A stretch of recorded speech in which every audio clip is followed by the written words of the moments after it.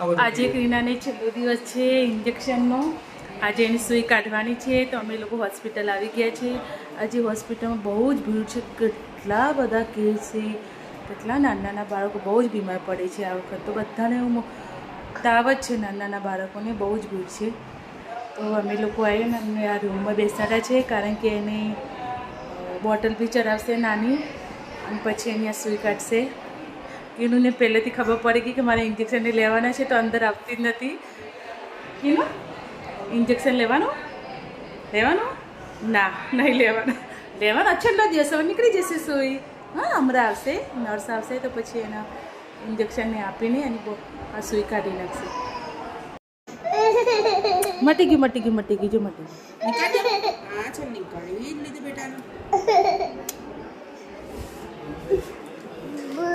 હા બેટા, હા બહાર જાઓ. હા જઈએ, બહાર જઈએ. તારા પતિ ગયા પછી બહાર જઈએ બેટી. હા ને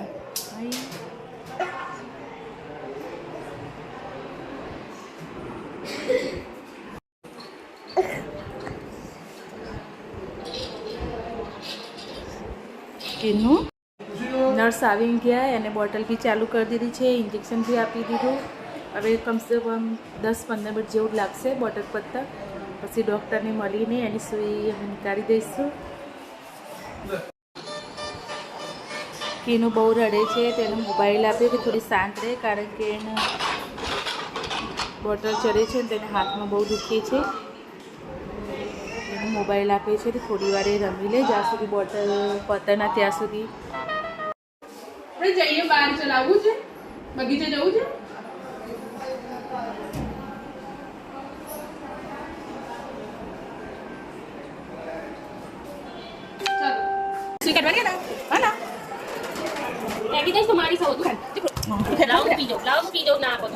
પતિ કી જો તીનું આજે તો ફ્રી થઈ જાય ને.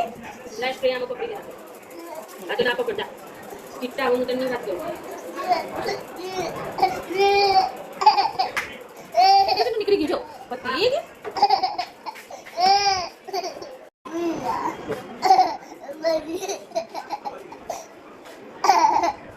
નીકળી ગયું.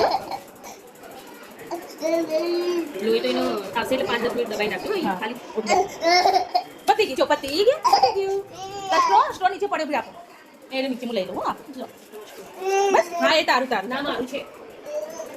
એનું જ્યુસ પીવે છે. શું નીકળી ગઈ હે ને. હવે ઘરે જઈએ. હવે અમે લોકો ઘરે જઈએ છીએ. પછી ગયા છેલ્લો દિવસ હતો. એનું સારું થઈ ગયું છે. એનું બાઈક એ જે